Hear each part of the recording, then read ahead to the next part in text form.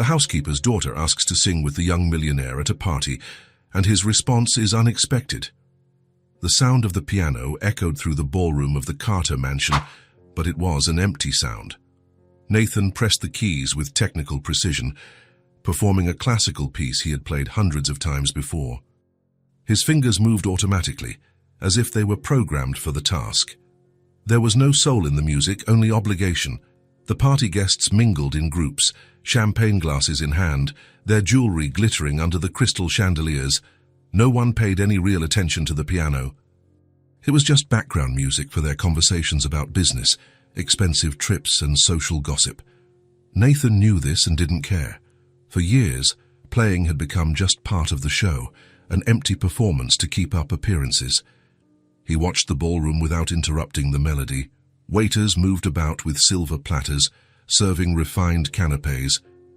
The women wore long, elegant gowns, the men tailored suits. Everything was perfect, everything planned, everything predictable, like his life. Nathan was 32 and had inherited not only the family fortune, but also all the expectations that came with it. The company, the parties, the arranged marriage that had ended in divorce 2 years ago. Now he lived alone in the mansion with his mother, fulfilling social rituals that no longer made sense to him. The keys continued to move under his fingers, C major, a minor, progressions he knew by heart. How long had it been since he had truly felt joy in playing? He couldn't remember. The piano had been his passion in childhood, but that was before the formal lessons, before the mandatory performances, before it all became just another family expectation. From the corner of his eye, he noticed a small, discreet figure moving among the guests. Monica Bennett, the housekeeper. She had worked at the mansion for 3 years, always silent, always efficient. Nathan barely spoke to her beyond polite greetings. He knew she was a widow, that she worked hard to support her daughter on her own. A small child walked beside Monica, a little blonde girl with light blue eyes, who couldn't have been more than 5 years old.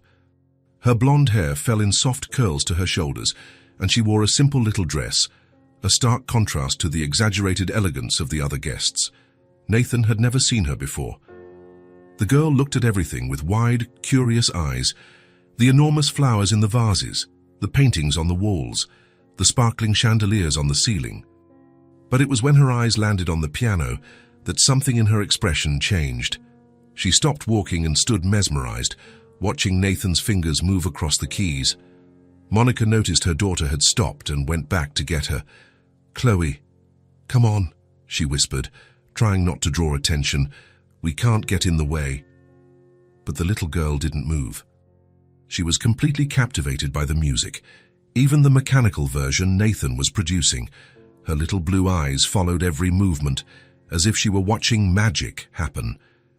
Nathan could see her subtly swaying to the rhythm. Nathan noticed the child's attention, and for the first time in years, felt truly watched as he played. Not by the guests who pretended to listen, but by someone who seemed genuinely interested in the music. The piece came to an end, and Nathan paused, as he always did between songs. The guests continued their conversations, completely ignoring that the music had stopped. But the little girl began to slowly approach the piano. Monica noticed immediately. "Don't, Chloe, no," she called softly, but the girl was already beside the piano bench. Nathan looked down and met those crystal blue eyes staring at him with a pure curiosity he had long forgotten existed. "Mister," the little girl said in her thin, sweet voice, "can I sing with you?" The room didn't fall completely silent, but a few conversations quieted down. Nathan blinked, surprised by the unexpected question. "Do you know how to sing?" he asked, more out of curiosity than doubt. A few nearby guests began to chuckle softly. A woman in a gold dress whispered something to her husband, discreetly pointing at the girl. Nathan noticed the laughter and felt a strange irritation rising in his chest. Chloe didn't seem to notice the adult's reaction. She nodded her head energetically. "Yes, I do. Mommy says I sing beautifully. I sing to the birds at my house." The simplicity of her answer touched something in Nathan he thought he had lost. Singing to the birds. When was the last time he had played music for pure joy? Nathan looked at Monica, who was visibly nervous, trying to approach to get her daughter without causing a scene. "I'm sorry, Mr. Carter," she said quickly. "Chloe, come here right now." But something inside Nathan rebelled against all that cold formality, against the condescending laughter of the guests, against the shame Monica felt because her daughter had asked an innocent question. "No," Nathan said, surprising himself. "She can sing." Monica stopped in her tracks, her eyes wide. Some guests stopped talking completely to watch the scene. Nathan could feel his mother's disapproving stare from across the room. "So what song do you want to sing?" he asked Chloe, ignoring everyone else. The little girl thought for a moment, placing her finger on her chin. "Can it be one I made up?" Nathan almost smiled. When was the last time someone had offered him an original song? Of course. He began to play a simple melody in C major, something a child could easily follow. Chloe was silent for a few bars, just listening. Then she began to sing. What came from that 5-year-old's throat wasn't technically perfect. It didn't have the precision of a trained singer or the power of an adult voice, but it had something Nathan hadn't heard in years. Truth. Little bird flies high, high in the blue sky. He sings a little song that makes my heart shine. When I grow up, I want to fly too, and sing for everyone to hear. Chloe's voice was pure, sweet, and unpretentious. She sang with her whole body, swaying slightly to the rhythm, completely lost in the moment. And Nathan, for the first time in years, felt his hands respond to the music in a different way. Without realizing it, he began to improvise chords that complemented the girl's spontaneous melody. His fingers found notes that weren't in the formal repertoire he always played. He was creating real music, in the moment, reacting to the childlike voice that floated over the keys. The ballroom had fallen completely silent. All the guests had stopped to listen to this unlikely duo, an elite pianist and a 5-year-old girl creating music together. Chloe continued making up verses about birds, flowers, and dreams. She sang about a cat that wanted to fly, about stars that came down to play on Earth. Her imagination flowed freely, and Nathan found himself anticipating her next creations, his fingers dancing on the keyboard to accompany each new idea. It was then that Nathan realized something extraordinary. He was having fun. Truly having fun with music for the first time in decades. He wasn't worried about mistakes. He wasn't thinking about the audience's reaction. He was just creating. The spontaneous music took on a life of its own. Nathan added little embellishments, instrumental bridges that connected Chloe's improvised verses. She giggled with delight when she realized what he was doing and began to have a musical conversation with the piano. When the song came to an end, Chloe simply smiled and said, "All done." The silence that followed was different from any other Nathan had ever experienced. It wasn't the polite, disinterested silence he was used to. It was the silence of people who had truly stopped to listen. Then the applause began. Not the automatic, polished applause Nathan always received, but genuine, warm applause. Some people even approached the piano. "What a beautiful voice," said an elderly lady, smiling at Chloe. "She has a lot of talent," commented a man with grey hair. "And you, Mr. Carter, I've never seen you play with so much life." "That was magical," exclaimed a young woman. Chloe smiled shyly and hid a little behind the piano bench, but Nathan could see she was beaming with the positive attention. Nathan looked at her and felt something strange happening in his chest. It was as if something that had been dormant for years had awakened. The music he had just played had come from a place inside him he thought he had lost forever. "You sing very well," he said to Chloe, and this time his voice came out warmer than he intended. "Thank you," she replied, clapping her hands. "You play really pretty, too. Can I sing again another day?" The question hit Nathan like a lightning bolt. She wanted to come back. She wanted to create more music together. When was the last time someone had genuinely wanted to make music with him? Before Nathan could answer, Monica appeared beside her daughter, still visibly nervous. "Chloe, we've bothered Mr. Carter enough," she said, taking the girl's hand. "We need to go." Nathan watched the mother and daughter walk away and felt a strange urge to call them back. There was something about that little girl that had awakened a part of him he thought was dead. But the guests were already dispersing, returning to their conversations. He placed his hands on the keyboard again and began to play the next piece from his formal repertoire. But now the notes sounded different. Not empty like before, but filled with a recent memory. The voice of a child singing about birds and dreams. The party continued for another 2 hours. Nathan played all the pieces he always played, received the same polite compliments as always, and smiled the same social smiles as always. But his mind was elsewhere. He was thinking about how naturally Chloe had approached the piano, the confidence with which she had asked if she could sing, the purity of her improvised voice. Several guests commented on the special performance. Some people asked if he planned to include more spontaneous elements in his future performances. Nathan smiled and gave vague answers, but inside he was processing something much deeper. When the last guest finally left, Nathan remained seated at the piano. The mansion was quiet now, with only the distant sounds of Monica and other staff members clearing away the remnants of the party.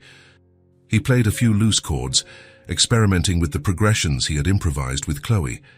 How had he managed to create that music? How long had it been since he had improvised?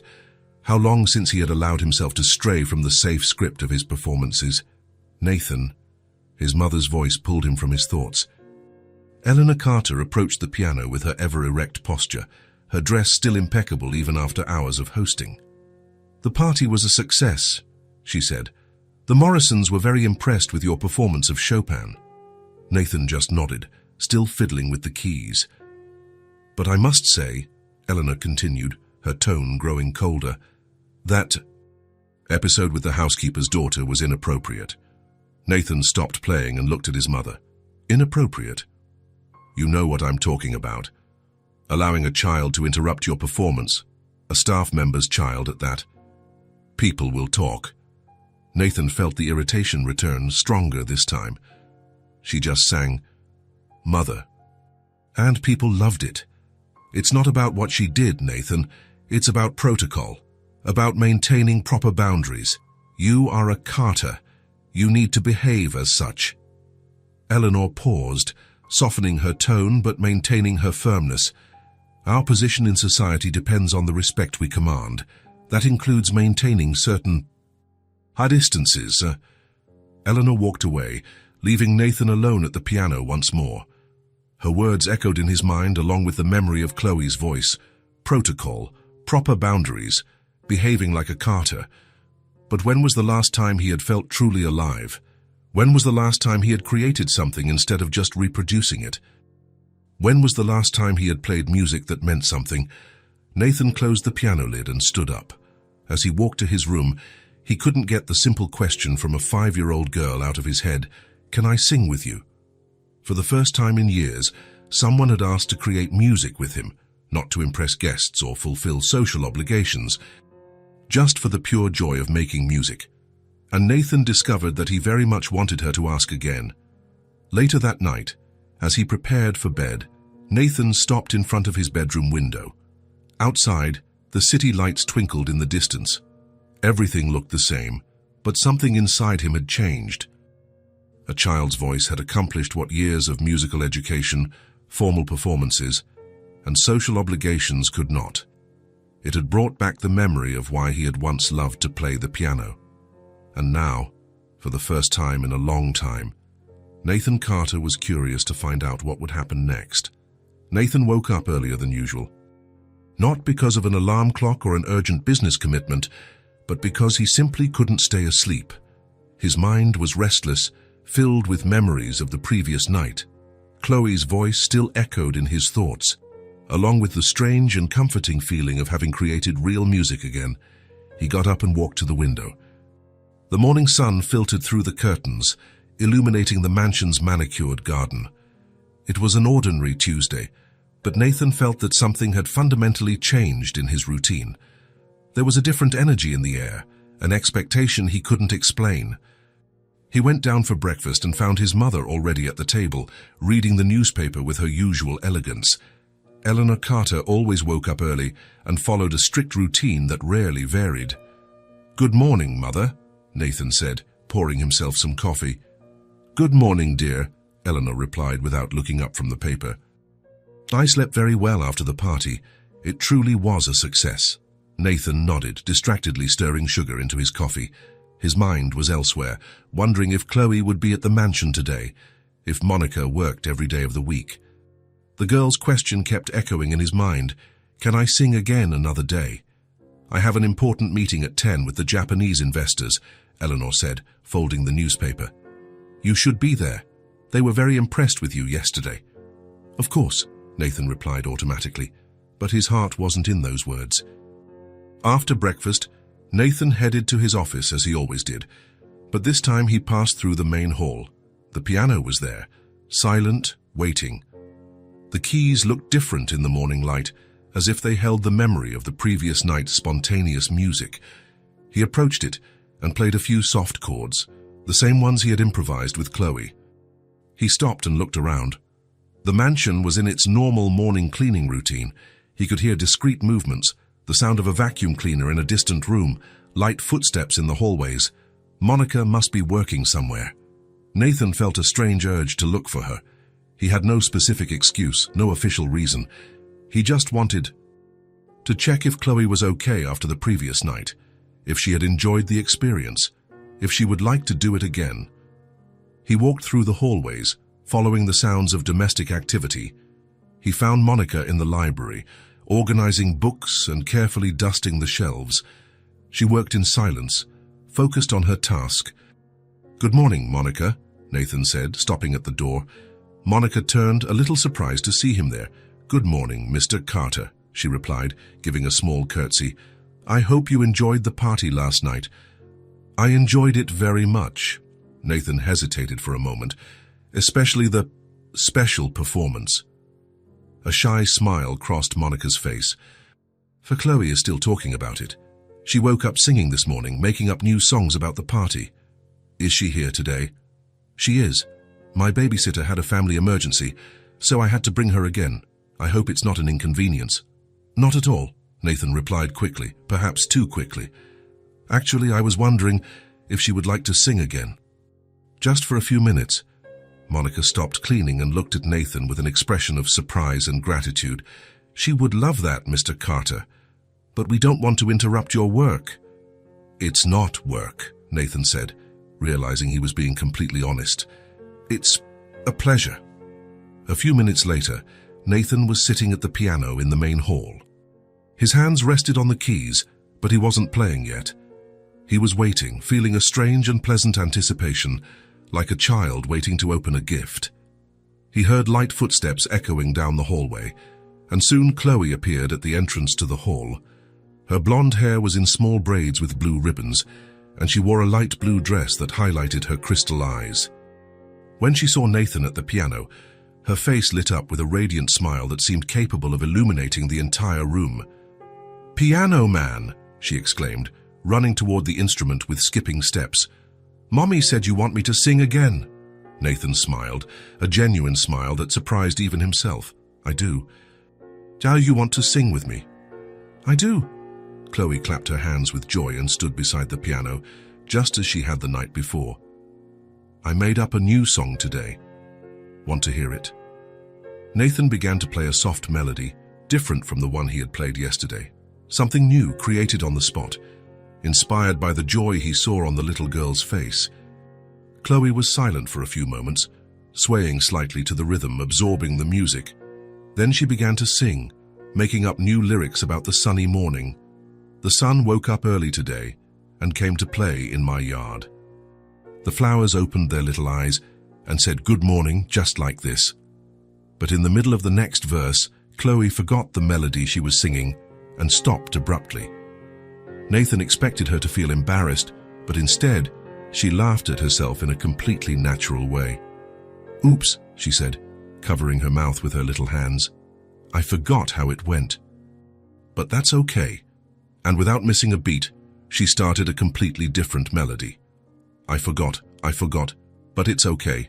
I'll make up a brand new song about a cat who lost his tail and found a brand new heart." The naturalness with which she handled the mistake fascinated Nathan. When was the last time he had allowed himself to make a mistake while playing? When was the last time he had improvised without fear of judgment? The way Chloe turned forgetfulness into a new musical adventure was something he had never experienced. He resumed his accompaniment, following the new direction Chloe had taken. The girl continued to invent verses about the tailless cat, laughing at her own creations, changing the subject whenever a new idea popped into her head. "The cat found a butterfly who had lost its colors," she sang, and they became friends and flew away together. Nathan found himself adapting the harmony to match each new adventure. It was like playing jazz with a 5-year-old, where improvisation was the only rule. "Now I'm going to sing about a butterfly who wanted to be an elephant," she announced suddenly, jumping from one idea to another with the natural ease of childhood. Nathan laughed and completely changed the style of his accompaniment, creating something heavier and grander to match the new story. They played and sang for almost an hour. Chloe created stories about talking animals, colorful planets where it rained candy, and clouds that tickled the sun. Nathan discovered that his fingers responded to her creations almost intuitively, as if they were speaking a musical language he had forgotten he knew. "Do you know how to clap?" Chloe asked suddenly, stopping in the middle of a song about a fish that wanted to fly. "Of course," Nathan replied, a bit confused. "Then let's make a song just with claps." "It's more fun." Chloe began clapping in a simple but contagious rhythm, and Nathan found himself doing the same. Soon they were creating complex rhythmic patterns, with Chloe giggling in delight at every new variation Nathan introduced. She tried to imitate the more complicated rhythms he created, and when she couldn't, she made up her own. "Now I'll clap and you play," she said, breathless from laughing so much. Nathan returned to the piano, following the rhythm Chloe set with her small but determined claps. It was a completely new experience for him, following the rhythm of a 5-year-old. Letting her lead the music, abandoning any pretense of artistic control. "Faster!" Chloe shouted, speeding up her clapping. Nathan kept up, his fingers flying across the keys to follow the frantic pace she had set. When they finally stopped, they were both laughing and out of breath. "That was so much fun," Chloe said, still trying to catch her breath. "Can we do it again tomorrow?" "We can," Nathan replied without hesitation, surprised by his own certainty. And so began a routine that neither of them had planned. Every day that Chloe was at the mansion, she and Nathan would meet in the hall for their musical moments, as Chloe had named the sessions. Sometimes she would sing, inventing increasingly elaborate stories about fantasy worlds. Other times she would just clap, creating rhythms that Nathan would follow on the piano, turning the hall into an improvised percussion room. Occasionally, she would simply dance while he played, her free and spontaneous movements inspiring new melodies Nathan never thought he could create. Nathan discovered that these encounters had an unexpected and profound effect on his life.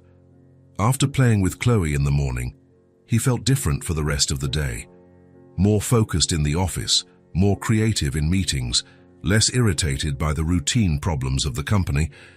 It was as if the girl's energy was contagious.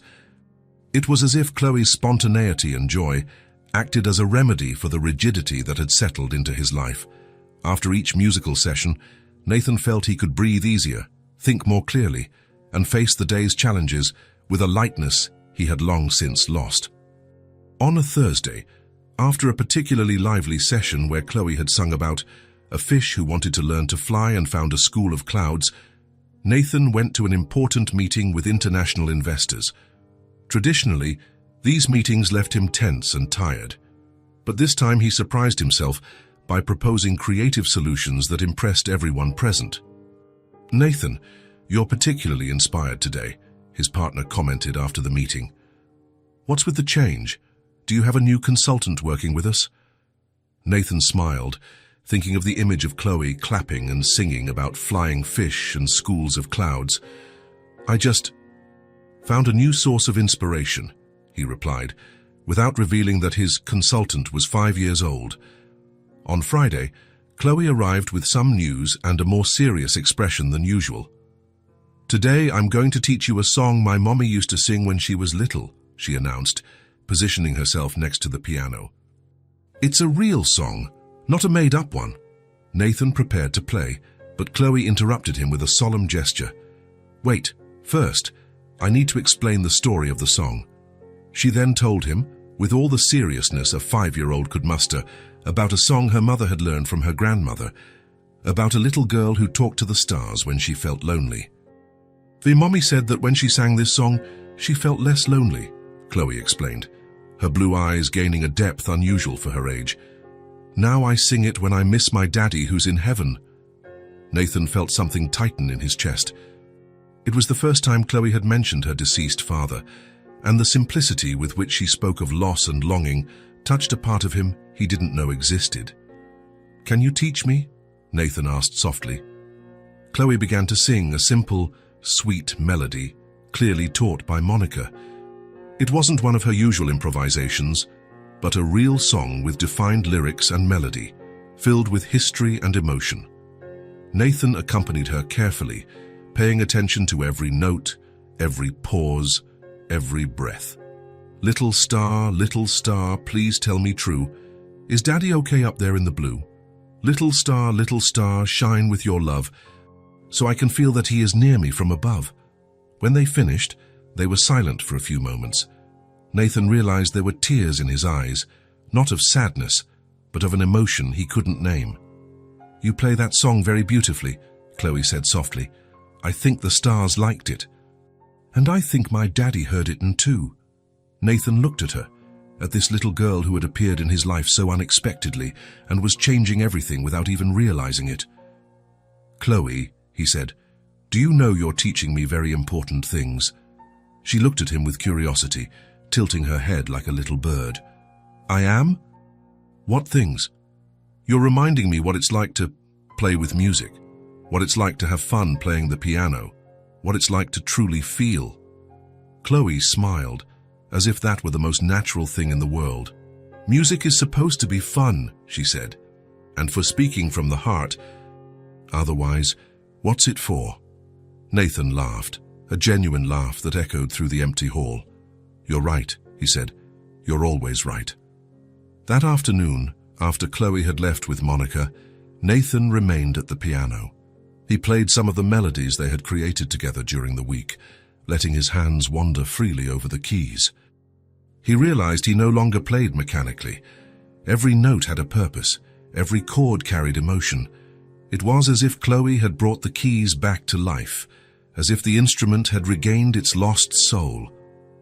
When Eleanor appeared in the hall, Nathan was playing an elaborate version of the song Chloe had taught him about the little girl and the stars. "What music is that?" she asked. "I don't recognize it." "It's a new song," Nathan replied, not stopping his playing. "Something I learned recently." Eleanor watched her son play for a few minutes. There was something different in his posture, in his touch, a lightness she hadn't seen in years. "You seem different lately," she commented. "More alive." Nathan smiled, thinking of the musical moments with Chloe, the spontaneous laughter, the rhythmic clapping, the sung stories of impossible worlds. "Maybe I'm learning how to have fun again," he said. That night, Nathan went to sleep, feeling something he had forgotten existed, genuine anticipation for the next day. Not for work commitments or social obligations, but for the simple joy of creating music with a 5-year-old girl who saw magic where he had learned to see only technique. Chloe had brought life back to the notes of the piano, but more than that, she had brought life back to a part of Nathan he thought he had lost forever. And for the first time in years, he was eager to discover what new musical adventure the next day would bring. The spontaneity of a child was restoring lightness to his life, one clap at a time, one made-up song at a time, one genuine smile at a time. Eleanor Carter had always made it a habit to observe. It was a trait she had developed over the years as the family matriarch, a need to maintain control over everything that happened in her house. Nothing escaped her watchful eyes, especially when it came to her son, Nathan. In recent days, she had noticed changes, small things at first. Nathan waking up earlier, a lightness in his step, genuine smiles during breakfast. Changes that might have gone unnoticed by anyone else, but not by Eleanor. On Thursday morning, while reviewing correspondence in her office, Eleanor heard something unusual. Music coming from the main hall, but not the formal music Nathan usually played. It was something different, spontaneous, joyful, alive, and there was laughter. A child's laughter echoing through the mansion's corridors. Eleanor set her papers aside and went discreetly to the hall. She stopped at the entrance, hidden behind a marble column, and observed a scene that left her deeply disturbed. Nathan was at the piano, but he wasn't playing as he usually did. His movements were loose, natural, and he was smiling as he accompanied the high-pitched voice of a child. The housekeeper's daughter, Chloe, was next to the piano, singing a children's song about colorful butterflies. Eleanor watched for several minutes, seeing Nathan laugh at the girl's spontaneous creations, seeing him improvise melodies to accompany her made-up stories. It was a musical intimacy she had never witnessed, a lightness she hadn't seen in her son for years, but instead of joy, Eleanor felt a growing unease. This wasn't right. It wasn't appropriate. Nathan was a Carter. He had responsibilities, a social position to maintain. And there he was, playing like an ordinary child with an employee's daughter. When the musical session ended and Chloe ran off, Eleanor remained hidden, watching Nathan. He stayed at the piano, softly playing the melodies he had created with the girl, a gentle smile on his face. Eleanor felt a tightness in her chest. It was the feeling that she was losing control, that her son was straying from the path laid out for him. During lunch, Eleanor observed Nathan discreetly. He seemed lighter, more present, showing an interest in life that she hadn't seen in a long time. In other circumstances, she would have been happy with the change. But knowing the cause, "You've been very cheerful lately," Eleanor commented, cutting her salmon. "I've been feeling good," Nathan replied, without revealing any details. "And how is business?" The Morrisons asked about the European expansion. Nathan gave a competent answer, but Eleanor could tell his heart wasn't in it. It was probably on the next musical session with that child. On Friday morning, Eleanor decided to observe more closely. She positioned herself in the hallway and waited. It wasn't long before she heard Chloe's excited footsteps, followed by Nathan's affectionate voice. "Good morning, Chloe. What song are we going to make up today?" The familiarity in Nathan's tone shocked Eleanor. It was a voice she hadn't heard in years, warm, genuine, without the layers of formality he had developed. Eleanor approached silently and watched through the doorway. Nathan was kneeling to be at Chloe's level, listening intently as she told him about a dream she had with singing birds. "Can we make a song about that?" Chloe asked, her eyes shining. "Of course we can," Nathan replied, heading to the piano with an energy Eleanor hadn't seen in decades. Eleanor watched for half an hour, seeing her son create spontaneous music with a 5-year-old child. She saw him laugh, improvise, play. She saw him be genuinely happy, and that deeply disturbed her. It wasn't Nathan's happiness that bothered her. It was the inappropriateness of the situation. People in their social circle were already talking about the episode at the party. If they knew this had become a routine, Eleanor remembered Mrs. Pemberton's words at the club. "I heard Nathan allowed an employee's daughter to sing at his party. How unusual." The tone had made it clear that unusual was not a compliment. In the afternoon, when Nathan returned from his meetings, Eleanor decided it was time for a serious talk. She found him in the hall, playing the piano, once again, those spontaneous melodies he had created with the child. "Nathan," she said, entering with her usual erect posture. Nathan stopped playing and turned around. "Hi, Mother. How was your day?" "We need to talk," Eleanor said, her tone more formal than usual. Nathan watched her with curiosity but gestured for her to sit. Eleanor remained standing, her hands clasped. "I've been observing your recent activities," she began carefully. Nathan frowned. "What activities?" "Your musical sessions with the housekeeper's daughter." Nathan's expression hardened slightly. "And what's the problem?" Eleanor sighed, as if she were dealing with a stubborn child. "Nathan, you are wasting your time with this girl. It is not appropriate." The words came out harsher than Eleanor had intended, but she didn't take them back. Nathan stared at her for a long moment, and she saw something in his eyes extinguish. "Wasting my time," Nathan repeated slowly. "You are a Carter," Eleanor continued. You have responsibilities, a company to run, a social position to uphold. You can't be playing at making music with an employee's daughter as if you were an ordinary child. Nathan didn't answer immediately. He just looked at her, and Eleanor saw a deep sadness that made her uncomfortable. People are talking, Nathan, she went on. Mrs. Pemberton has already asked indirect questions. The Morrisons mentioned irregularities in our household. Irregularities, Nathan repeated, his voice flat. Allowing her to sing at the party was one thing that can be explained away as generosity, but turning it into a routine, it's unthinkable. Eleanor paused, observing Nathan's closed-off face. Besides, you're creating unrealistic expectations in the child. You're giving her access that doesn't correspond to her social position. It's not fair to her or her mother. Nathan finally spoke, his voice low and controlled. Are you finished? The coldness in his tone surprised Eleanor. She had expected resistance, arguments, but not this distant coldness. Nathan, I'm trying to protect you, to protect our family. Don't you understand that this could affect your reputation, your business? I understand perfectly what you're saying, Mother, Nathan replied, getting up from the bench. I understand that you see a 5-year-old child as a threat to our social standing. It's not about the child, Eleanor said quickly. It's about propriety, about appropriate boundaries. Nathan looked at her for a moment longer, and Eleanor saw a sadness in his eyes that made her question, just for an instant, if she was doing the right thing. Excuse me, Nathan said finally, I have work to do. He left the hall without another word, leaving Eleanor alone. She stood there for several minutes, looking at the silent piano, feeling that she had won the argument but lost something more important.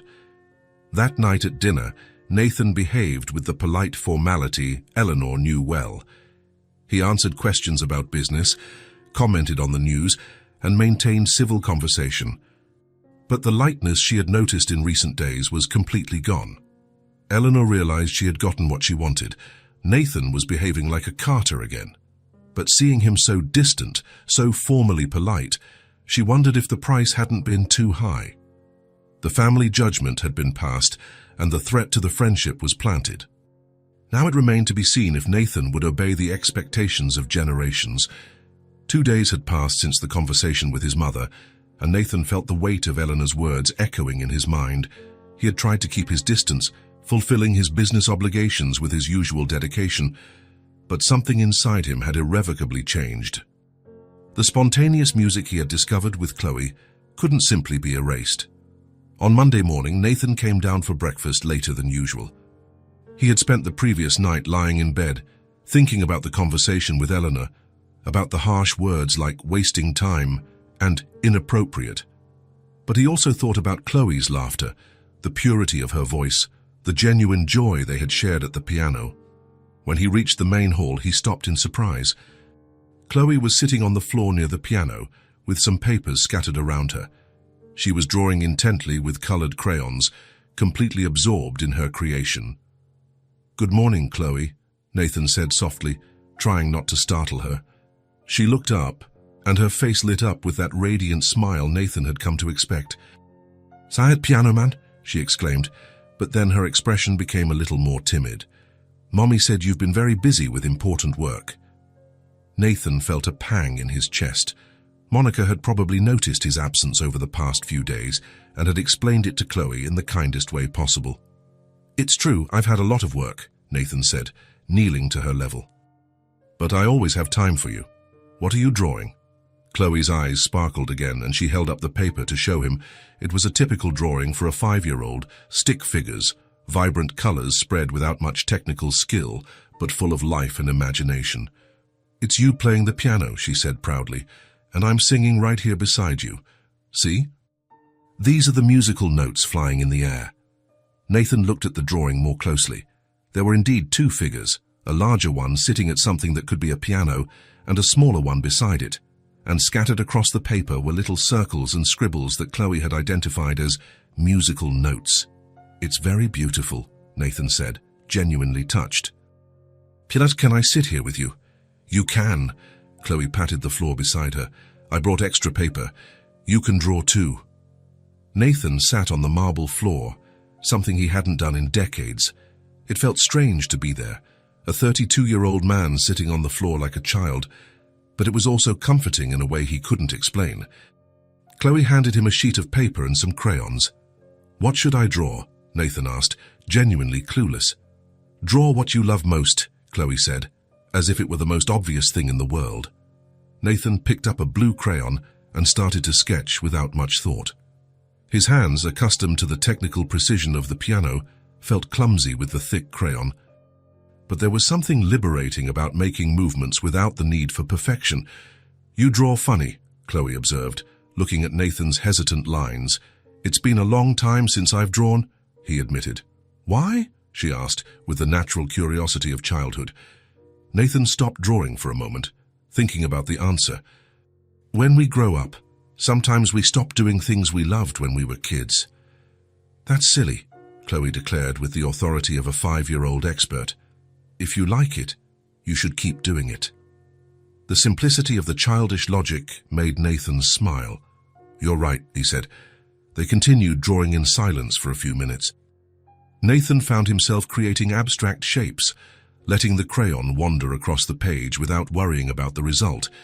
It was a strange and freeing experience. "Piano man," Chloe said suddenly, without looking up from her drawing, "when I grow up, I want to be a singer. I want to sing like a little bird." The statement was made with such naturalness, such certainty, that Nathan stopped drawing and looked at her. Chloe continued coloring her paper, completely focused, as if she had just commented on the weather. "A singer," Nathan repeated softly. "Yep." Chloe looked up, her blue eyes shining with dreams. "I want to get on a stage and sing beautiful songs for people, and I want them to be happy like I am when I sing."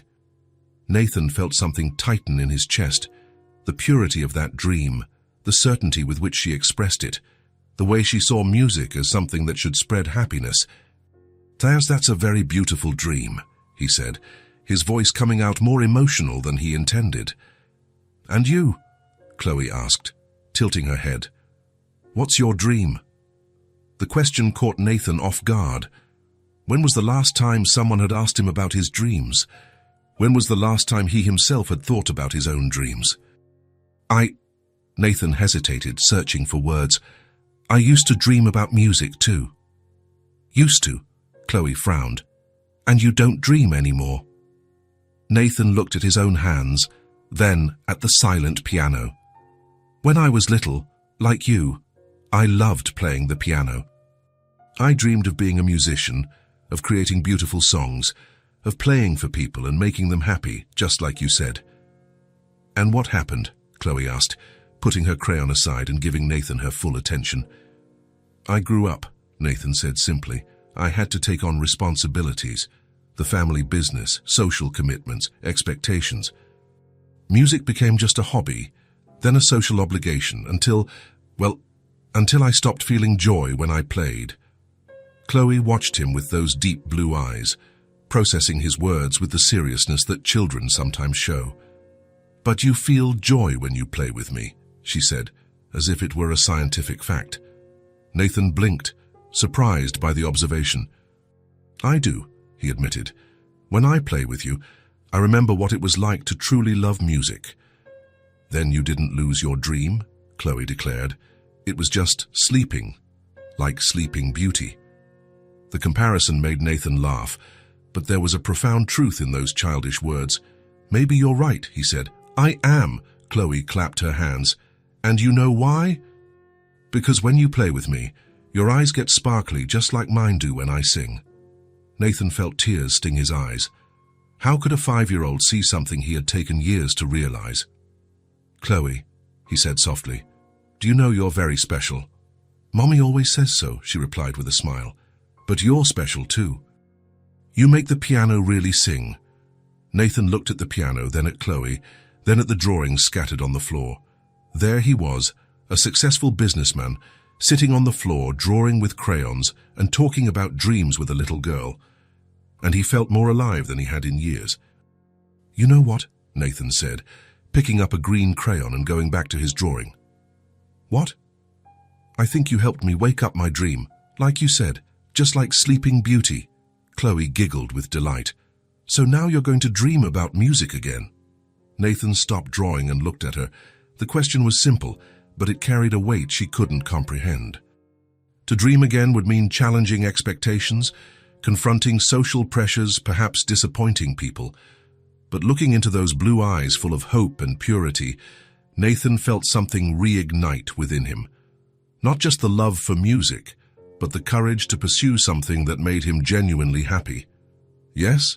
he said, and this time his voice came out firm and certain. "I'm going to dream about music again." "Yay!" Chloe clapped her hands again. "And when I'm a famous singer, you can play the piano for me." "It would be an honor," Nathan said, smiling. They returned to their drawings, but now there was something different in the air. Nathan felt as if a part of himself that had been buried for years was finally breathing again. Chloe's childlike view of dreams and music had rekindled in him not only a love for the art, but a belief that it was possible to live authentically. When Monica appeared in the hall looking for Chloe, she found them both sitting on the floor, surrounded by colorful drawings, talking excitedly about music and dreams. "I'm sorry, Mr. Carter," Monica said. "Chloe disappeared and I—" "Don't worry," Nathan said, standing up and helping Chloe gather the drawings. "We were just rediscovering some important things." Chloe ran to her mother with her drawings. "Mommy, look, the piano man drew with me, and he's going to dream about music again." Monica looked at Nathan with an expression of gratitude and curiosity. "Your daughter," Nathan said, "has a special gift for reminding people who they really are." As mother and daughter walked away, Nathan remained in the hall, looking at the piano. Eleanor's words still echoed in his mind, but now they were confronted by something stronger. The certainty that he had rediscovered an essential part of himself. Chloe's childlike view of dreams and music had reawakened what he had lost, and for the first time in years, Nathan Carter was ready to fight for it. Eleanor Carter woke up on Tuesday with a steely determination. The conversation she'd had with Nathan a few days ago had clearly not had the desired effect. In the morning, she had passed by the hall and once again seen the remnants of the cow's artistic sessions, drawing papers scattered about, forgotten crayons, the piano lid open as if waiting for small hands and curious fingers. She could not allow this to continue. Nathan was losing focus, drifting from his responsibilities, and all because of a child who had no place in their lives. Eleanor had tried the gentle approach, speaking directly to her son. Now it was time to solve the problem at its source. At 9 in the morning, while Nathan was in a meeting with investors at the company office, Eleanor summoned Monica to her private study. It was a formal room, decorated with antique furniture and family portraits, where Eleanor usually met with employees when there were serious matters to discuss. Monica appeared a few minutes later, visibly nervous. She was holding a cleaning cloth, and there was a smudge from cleaning products on her simple apron. Eleanor noticed the woman's hands were trembling slightly. "Sit down, Monica," Eleanor said, pointing to the chair in front of her desk. Monica hesitated for a moment. "I'd rather stand, Mrs. Carter. I'm in my work uniform." "I said sit down," Eleanor repeated, her voice firmer. Monica obeyed, perching on the edge of the chair, clearly uncomfortable. Eleanor watched her for a moment, studying the woman who had worked in her house for 3 years. Monica was competent, discreet, and had never caused any trouble. Until now. "Monica," Eleanor began, lacing her fingers on the desk. "How long have you worked here?" 3 years, Mrs. Carter," Monica answered quickly. 3 years, Eleanor repeated. "And during that time, you have always been an exemplary employee, punctual, efficient, discreet. Exactly what we expect from our staff." Monica nodded, but Eleanor could see the tension building in her shoulders. "Which is why this conversation is particularly disappointing for me," Eleanor continued, her voice taking on a colder edge. Did I do something wrong, Mrs. Carter?" Monica asked, her voice almost a whisper. Eleanor stood up and walked to the window, turning her back on Monica. It was a technique she had learned over the years. Leaving the person in suspense heightened the tension and made the subsequent words more impactful. "You have a daughter," Eleanor said, still looking out the window. Yes, Ma'am, Chloe, she's 5. 5 years old, Eleanor repeated. An age when children don't yet understand social boundaries, do they? When they believe they can do anything, talk to anyone, enter any room. Monica didn't answer, but Eleanor could feel the tension filling the silence. The problem, Monica, Eleanor continued, turning to face the housekeeper, is when the adults responsible for these children don't establish the proper boundaries. I always try to keep Chloe quiet when I have to bring her, Monica said quickly. She never gets in the way of my work, I promise. She doesn't get in the way of your work, Eleanor repeated slowly. But she is getting in the way of other things. Eleanor returned to her chair and sat down, fixing her eyes on Monica with an intensity that made the woman flinch slightly. I'll be direct, Monica. Your daughter has been creating an inappropriate situation with my son. Monica's eyes widened. I don't understand, Mrs. Carter. Chloe is just a child. Exactly. The child who doesn't know her place? And apparently you don't know it either. Eleanor opened a drawer and took out an envelope, placing it on the desk. Inside this envelope is a letter of reference and severance pay equivalent to 3 months' salary, she said calmly. You can take it now and leave, or you can listen to what I have to say and continue working here. Monica stared at the envelope as if it were a snake ready to strike. I'd rather listen, Mrs. Carter, she said, her voice trembling. A wise decision, Eleanor said. Here are the new terms of your employment. Your daughter is no longer allowed at the mansion. Under any circumstances.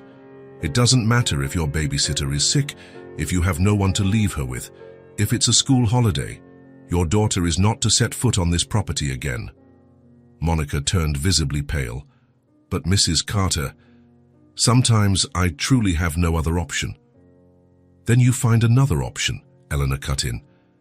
Or you take the envelope. Eleanor stood up again, walking around the desk until she stood beside Monica. I will explain the situation so there are no misunderstandings, she said, her voice low but piercing. My son is going through a, let's say, nostalgic phase.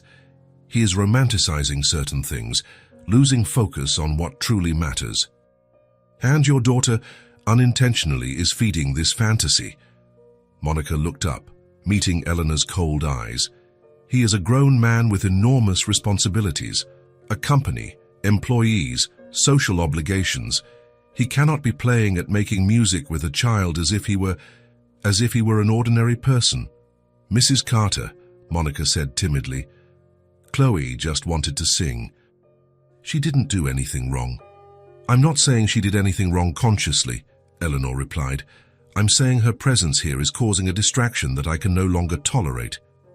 Eleanor returned to her chair, picked up a pen, and began to fiddle with it distractedly. Nathan needs to focus on his future, on his career, on finding a suitable wife from his own social class. He cannot be wasting time with childish musical fantasies. But they were only playing the piano together, Monica murmured. It was just music, Eleanor repeated with a cold smile. Monica, you really don't understand, do you? It's not about music, it's about propriety, it's about boundaries, it's about keeping everyone in their proper place. Eleanor leaned forward, resting her elbows on the desk. Your daughter is a lovely child, I'm sure, but she does not belong in Nathan's world. And the longer she spends here, the harder it will be for her to understand that when she's older. Monica began, but Eleanor interrupted her. Let me be even clearer, Eleanor said, her voice taking on a hardness that made Monica shrink. If I see your daughter on this property again, for any reason, you will be fired immediately. No references, no severance, no explanations. Eleanor paused, letting the words sink in. And I can assure you it will be very difficult for you to find another job in any respectable household in this city. Our social network is small, Monica. People talk. Monica was visibly trembling now, her hands clutching the cleaning cloth as if it were a lifeline. Do you understand what I'm saying? Eleanor asked. Yes, Mrs. Carter, Monica whispered. Good. And so there are no temptations. I am increasing your salary by 20%. Consider it an incentive to find permanent arrangements for your daughter during your work hours. Eleanor stood up, indicating the conversation was over. "You are a good employee, Monica. It would be a shame to lose you over a situation that can be easily resolved." Monica stood as well, her legs clearly unsteady. "Yes, Mrs. Carter, I understand. Chloe will not come here again." "Excellent," Eleanor said, sitting back down. "You may return to your work now." Monica headed for the door but stopped when Eleanor spoke again. "Oh, Monica, if Nathan asks about your daughter, you are to say she's attending regular extracurricular activities, music, dance, whatever. Something to justify her permanent absence." "Yes, Mrs. Carter," Monica said, her voice barely audible. "And Monica," Eleanor called one last time, "this conversation stays between us." Entirely between us. After Monica left, Eleanor remained in her study for several minutes, feeling a mix of satisfaction and something that might have been guilt, but she quickly suppressed it. She had done what was necessary. She had protected Nathan's future, even if he couldn't see it at the moment. 2 days later, Nathan noticed the absence.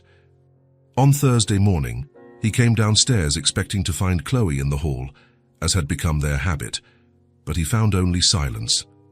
The piano was closed. There were no drawing papers scattered about, no forgotten crayons. Nathan waited for an hour, then looked for Monica around the mansion. When he found her cleaning the library, he asked casually about Chloe. "Is she all right?" he asked. "I haven't seen her in a few days." Monica avoided his gaze, focusing intently on the bookshelf she was dusting. She started some activities at school. Mr. Carter, music, dance. She's there all day now." "Oh," Nathan said, feeling a strange pang of disappointment.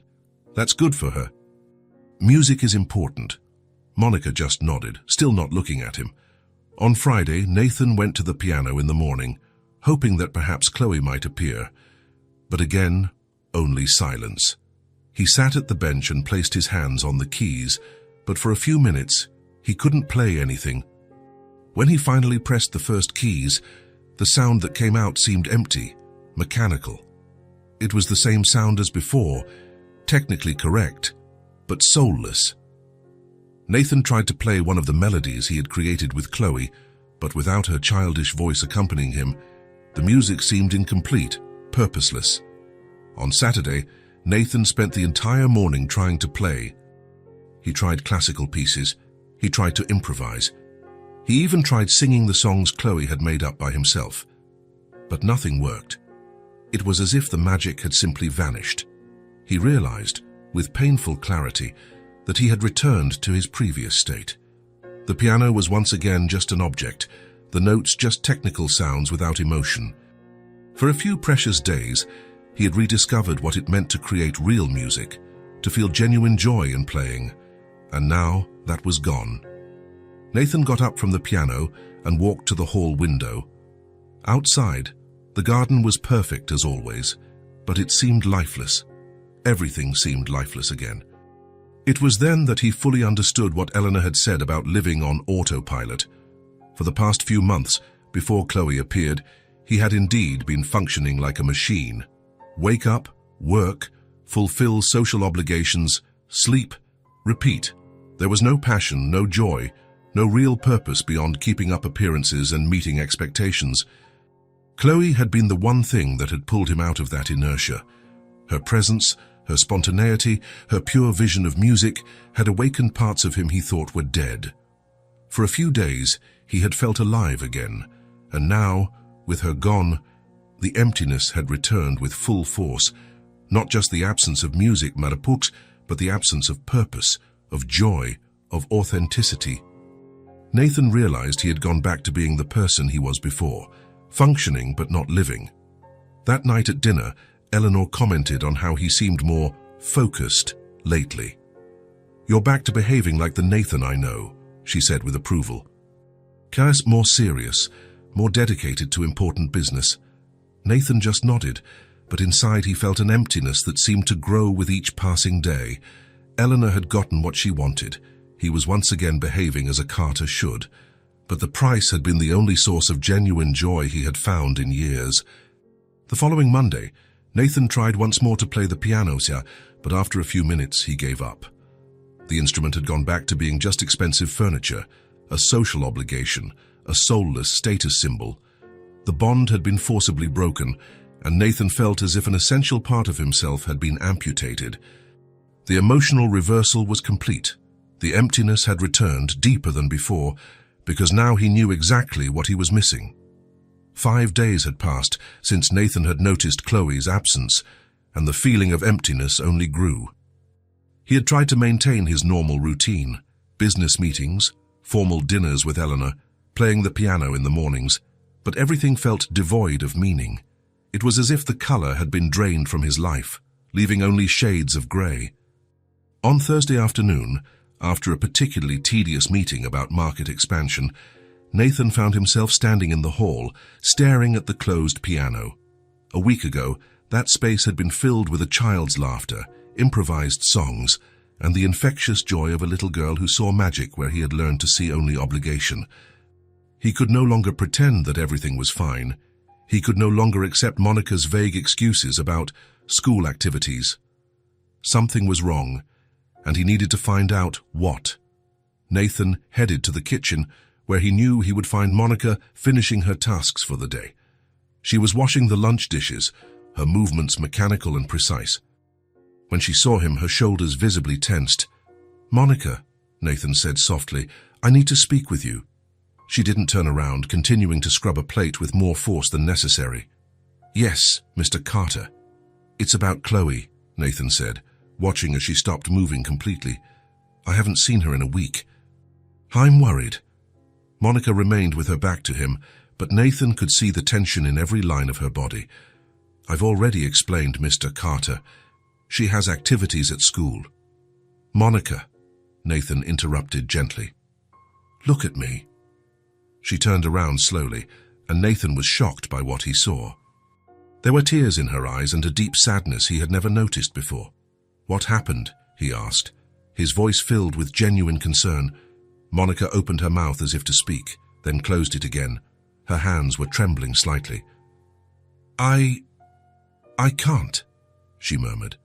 Nathan took a step closer. "Monica, if something is wrong, you can tell me. If Chloe is sick, if you need help, she's at home," Monica said suddenly, the words tumbling out in a desperate whisper. "She's had the flu for 3 days, and I can't bring her here anymore." "Why not?" Nathan asked, frowning. Monica glanced around nervously, as if afraid someone might be listening. "I can't talk about it, Mr. Carter." "Please, don't ask me." Nathan studied her face, seeing the conflict in her eyes. There was fear there, but also a sadness that went beyond concern for a sick daughter. "Monica," he said calmly, "what's your home address?" She looked at him in surprise. "Mr. Carter, I want to visit Chloe. If she's sick, I'd like to see how she's doing." "No." The answer came out louder than Monica intended. "I mean, that's not necessary, Mr. Carter. She'll be fine." But Nathan had already made his decision. Something was going on, something Monica couldn't or wouldn't tell him, and he wouldn't be able to rest until he found out what it was. "Monica, give me your address," he said firmly. "Please." Monica looked at him for a long moment, an internal battle clearly raging in her mind. Finally, with resignation, she whispered an address in a more modest part of the city. An hour later, Nathan was driving through the narrow streets of a neighborhood he had never visited. The houses were small, well-kept, but simple, a far cry from the grandeur of the Carter mansion. He pulled up in front of a small, light blue house with a little porch and a tiny but well-tended garden. Nathan hesitated for a moment before knocking on the door. He wasn't sure what he was doing there, what excuse he would give for the visit. He only knew he needed to see Chloe, to make sure she was okay. Monica opened the door, and her expression cycled through a series of emotions: surprise, fear, resignation. "Mr. Carter," she said, her voice almost a whisper. "What? How? May I come in?" Nathan asked. "I want to see how Chloe is." Monica glanced nervously behind her, then stepped aside to let him pass. The house was small but cozy, simple furniture, but everything was clean and tidy. On the walls were framed children's drawings, unmistakably Chloe's artistic work. "She's in her room," Monica said, pointing to a partially open door. "She's not feeling well." Nathan went to the room and stopped at the door. Chloe was lying in a small bed covered with a colorful blanket. Her blonde hair was messy, and she looked smaller and more fragile than he remembered. When she saw him, her blue eyes widened in surprise. "Piano man," she said, her voice hoarse and weak. "Dan, what are you doing here?" Nathan entered the room and knelt beside the bed. "I came to see how you are," he said softly.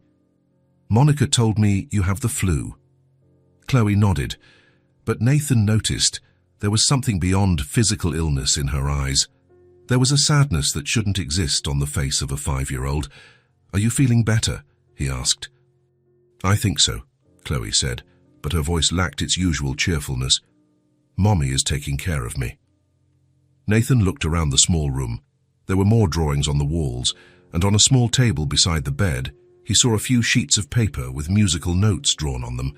Clearly Chloe's attempts to reproduce music on paper. "I see you're still drawing music," Nathan said, pointing to the papers. Chloe's face changed immediately, and she turned her head to the wall. "I don't draw anymore," she said, her voice growing even sadder. "Why not?" Nathan asked, surprised. Chloe was silent for a long moment.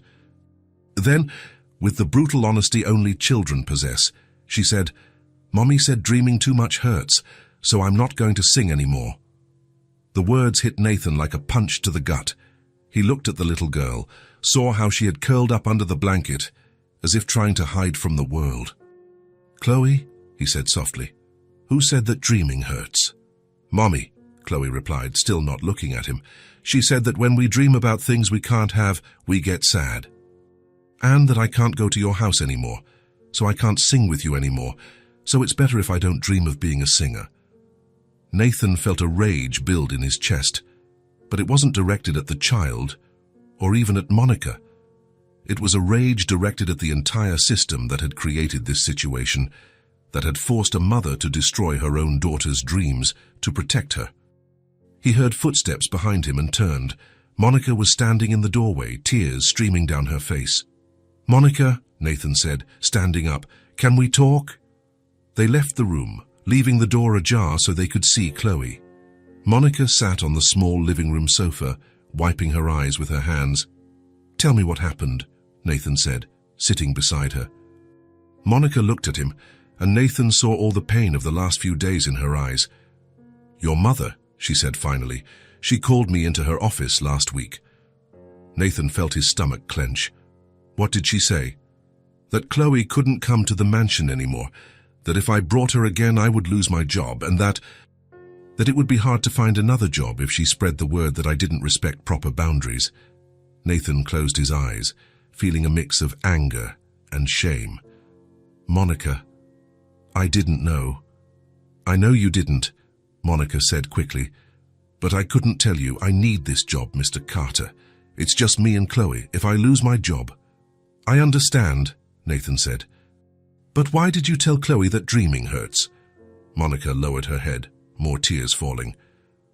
"Because I didn't know how to explain to a 5-year-old why she could no longer do the one thing that made her truly happy," she said, her voice breaking. "Because I didn't understand myself how something so pure and innocent could be seen as inappropriate." Monica paused, taking a deep breath. "And because," she continued, her voice dropping even lower, "because I recognized the situation, because I went through the same thing." Nathan looked at her, confused. "What do you mean?" Monica wiped her eyes and looked at him. "When I was young, before I got married, I dreamed of singing too," she said. "See, I sang in church, Mug, at small local events. I had a good voice, people said. I dreamed that maybe one day, well, of being more than just a domestic worker." Nathan leaned forward, giving her his full attention.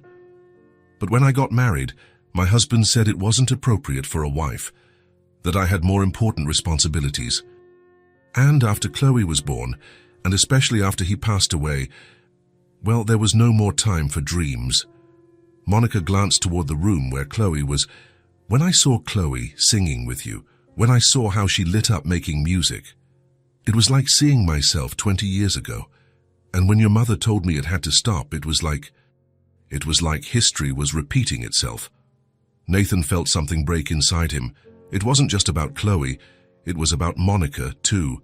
It was about how many people had been forced to give up their dreams because someone else had decided they were inappropriate. "Monica," he said, his voice firm, "do you still sing?" She shook her head. "There's no reason to sing when there's no one to listen." "Chloe listens," Nathan said. "Not anymore," Monica replied sadly. "I told her dreaming too much hurts, remember? Now she doesn't even want me to sing to her." Nathan stood up and walked to the window, looking out at the narrow street. His mind was racing, processing everything he had learned. His mother had deliberately destroyed not only the friendship between him and Chloe, but had forced a child to abandon her dreams before she even had a chance to pursue them. And she had used economic fear to force Monica to be complicit in the destruction of her own daughter's dreams. Nathan turned to Monica. "This isn't going to happen," he said, his voice filled with determination. "Mr. Carter, Chloe is not going to repeat your story. She is not going to abandon her dreams because someone decided they are inappropriate." Nathan went back to Chloe's room. The girl was still turned to the wall, curled up under the blanket. "Chloe," he said softly. She slowly turned to look at him. "Do you still want to be a singer?" Nathan asked. Chloe's eyes filled with tears. "Mommy said I can't." "What if I say you can?" Nathan asked. "What if I promise that I'll help you follow your dream?" Chloe looked at him with those enormous blue eyes, full of cautious hope. "But you can't play with me anymore," she said. "Mommy said you're too important and I'm just a little kid." Nathan felt his determination strengthen even more. "Chloe, I'm going to make you a promise," he said, kneeling by the bed again. "I will find a way for you to keep singing. I will find a place where you can learn real music, with teachers who will teach you to sing even better." "But Mommy said—" "Your mommy was trying to protect you," Nathan said. "But sometimes adults make mistakes when they try to protect children. Sometimes they protect them so much that they end up hurting them." Nathan glanced over his shoulder at Monica, who had appeared in the doorway. "Monica," he said, "can I speak with you in the living room?" They returned to the living room, and Nathan turned to face Monica. "I'm going to enroll Chloe in a children's music school," he said. "Her good school with qualified teachers. I'll pay for all the tuition, materials, everything that's needed." Monica looked at him in shock. "Mr. Carter, I can't accept—" "It's not charity," Nathan said firmly. "It's justice. It's correcting a wrong that my family committed." "But your mother—" "My mother doesn't need to know. At least, not at first. And when she does find out, it will be presented as a done deal." Nathan walked over to Monica and took her hands. "Monica, I understand why you did what you did. You were protecting your daughter the only way you knew how. But we can't let her grow up believing that dreams hurt." Monica started to cry again. "But what about my job? What if your mother finds out?" "Your job is safe," Nathan said. "I guarantee it. And if necessary, I will find you another job, one where you don't have to choose between supporting your daughter and nurturing her dreams." Nathan paused, looking into Monica's eyes. "And maybe," he said softly, "it's time for you to start singing again, too." Monica looked at him in surprise. "Me? Why not? Chloe can learn about formal music at school, but she can also learn about passion and love for music from you, if you want." From the bedroom, they heard Chloe's weak voice. "Mommy, piano man. Can I sing just a little bit?"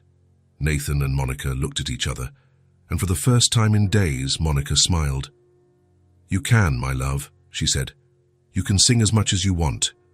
And then, from the small bedroom, came a child's voice, still hoarse from the flu but filled with hope. "Little bird flies high, high in the blue sky. He sings a little song that makes my heart shine." Nathan felt tears sting his eyes. The melody Chloe had created the first time they sang together was still there, preserved in her memory and her heart. "Nathan," Monica said softly, "thank you." "No," Nathan replied. "Thank you. You two have taught me something I had forgotten, that dreams don't hurt. What hurts is giving up on them. In that moment, in the small apartment, Nathan did more than promise to enroll Chloe in a music school. He promised himself that he would not let the world destroy any more dreams because of social propriety. The child's dream was about to take shape, and Nathan was determined to ensure that this time it would be different. 3 weeks had passed since Nathan had enrolled Chloe in the Harmony Children's Music School. It was a small but respected institution specializing in music education for children.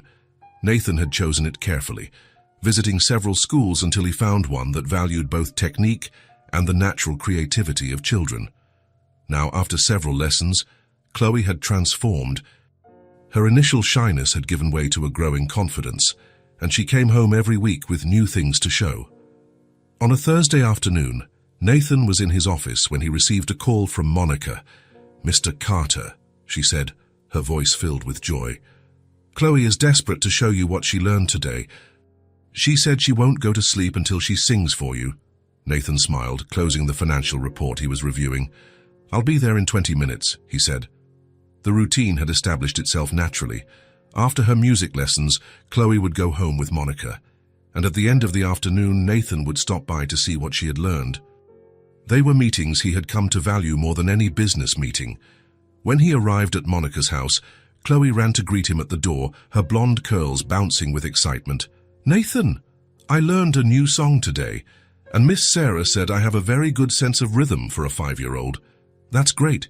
Can you show me?" "I can. But first, you have to see my drawings."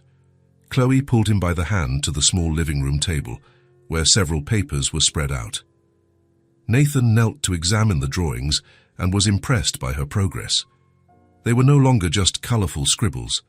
There were circles organized in lines, representing musical notes. Some had stems drawn up, others down. There were even attempts at drawing treble clefs, though they were still a bit crooked.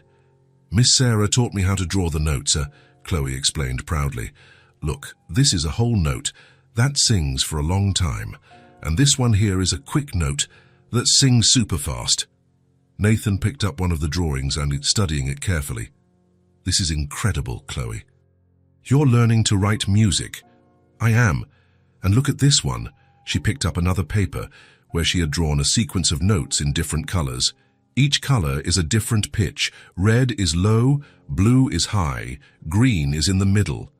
Nathan looked at Monica, who was watching her daughter with a radiant smile. "She's soaking everything up like a sponge," Monica said. The teacher said she's never seen a child so interested in understanding how music works. "And now I'm going to sing," Chloe announced. "But I need the piano to accompany me." "We don't have a piano here," Nathan said. "I know," Chloe clapped her hands. "That's why I brought this." She ran to her room and came back carrying a small toy keyboard. "Miss Sarah lent it to me to practice at home," she explained, placing the keyboard on the table. Nathan sat on the floor beside her, adjusting his position to be able to play the small instrument. "What song did you learn?" he asked. "It's about a butterfly that flies through the garden," Chloe said. "I see, but first I have to clap so you can learn the rhythm." She began to clap in a simple but steady pattern. Clap, clap, pause, clap, clap, pause. Nathan followed along on the small keyboard, creating a basic melody that matched the rhythm. Then Chloe began to sing, "Yellow butterfly flies in my garden bright. With your colorful wings, you dance day and night." Landing on the red flower, then the blue one too, teaching all the children how to fly like you. The song was simple, but Nathan was impressed with how Chloe sang it. Her breathing was more controlled, her pitch more accurate. He could hear the difference the lessons were making. "That was beautiful," Nathan said when she finished. Can I try a variation?" "You can." Nathan began to play the same melody but added small embellishments. Chloe listened intently, then began to improvise. "La la la, la la la, the butterfly will fly. La la la la la la, everyone will sing high." It was the kind of spontaneous creativity Nathan had grown to love, but now it had a more solid foundation, thanks to the lessons. "Miss Sarah said that improvising is important," Chloe explained. "She said music isn't just about singing like everyone else, but also about creating new things. Miss Sarah is right, Nathan said. They spent the next hour creating variations of the butterfly song, experimenting with different rhythms and melodies. Monica joined them, first just listening, then humming along. "A piano man," Chloe said, her voice turning more serious. "Can I tell you a secret?" "Of course." "Before, when Mommy said, 'dreaming hurts,' I stopped singing, even when I was alone in my room. But now I sing all the time." The music came back to live inside me. Nathan felt a deep emotion spread through his chest. "And you know why?" Chloe continued. "Because you showed me that dreams don't hurt when you have someone who believes in you." Nathan looked at Monica, who had tears in her eyes. "You didn't just enroll her in school," Monica said softly. "You brought hope back to our family." On the way back home, Nathan reflected on how his life had changed. The routine that was once suffocating now had new meaning. His mornings at the piano were no longer just technical obligations. He practiced thinking about songs he could teach Chloe, or creating arrangements for the songs she learned at school. Even at work, Nathan found he was more focused and creative. It was as if music had awakened a part of his brain that had been dormant. He was balancing the company better with the pleasure of playing, and both were benefiting.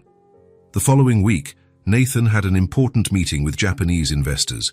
Traditionally, such meetings left him tense and exhausted, but this time, he arrived relaxed and confident.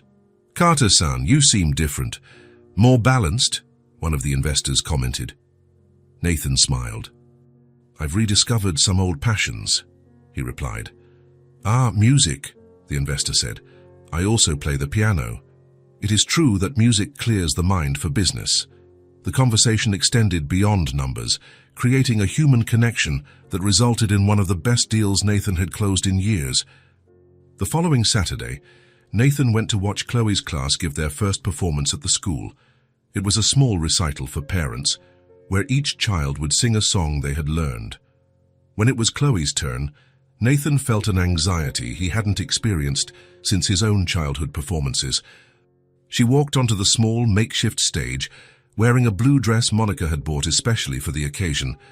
"This song is about following your dreams," Chloe announced to the small audience. "I dedicate it to my mommy and to my friend Nathan, who taught me that dreaming doesn't hurt." She began to sing a version of the butterfly song, but she had added her own verse. "The butterfly teaches us to never give in, even when the strong wind tries to knock us down.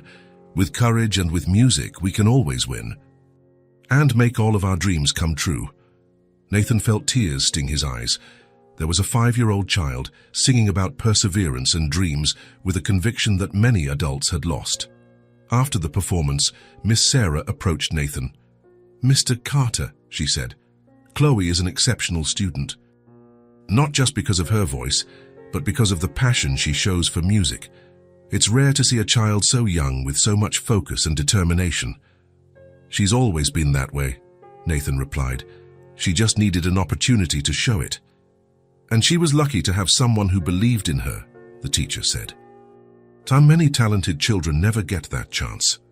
Later, as they were leaving, Chloe took Nathan's hand. "Nathan," she said, "thank you for giving me the music school." Nathan stopped walking and knelt to her level. "Chloe," he said, looking directly into the girl's blue eyes, "I want to tell you something important." She looked at him with full attention. "I'm not just going to give you the music school," Nathan said, his voice filled with emotion and determination. "I'm going to take care of your future. I will always be a part of your life." Chloe's eyes widened. "Always and forever."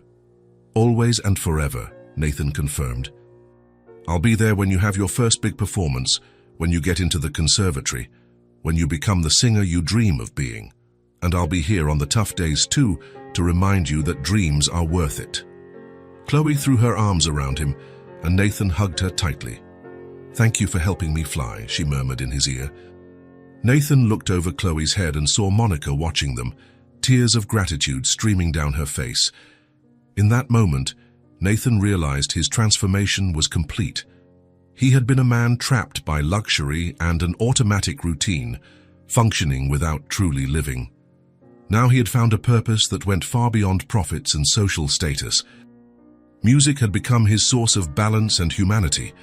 Through the purity of a 5-year-old child, he had rediscovered not only the pleasure of playing, but the joy of nurturing dreams and enabling others to reach their potential. Chloe, in turn, was taking the first concrete steps toward her dream of being a singer, with a solid foundation of musical education and, more importantly, with someone who unconditionally believed in her talent.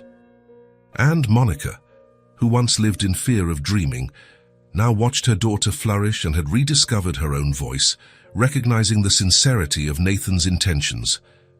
It was the closing of one chapter and the beginning of another. A man who had lived on autopilot had found meaning through the purity of a child, and a 5-year-old girl had someone ensuring that her dreams would not only survive but thrive. Music had saved all of them, in different but equally profound ways.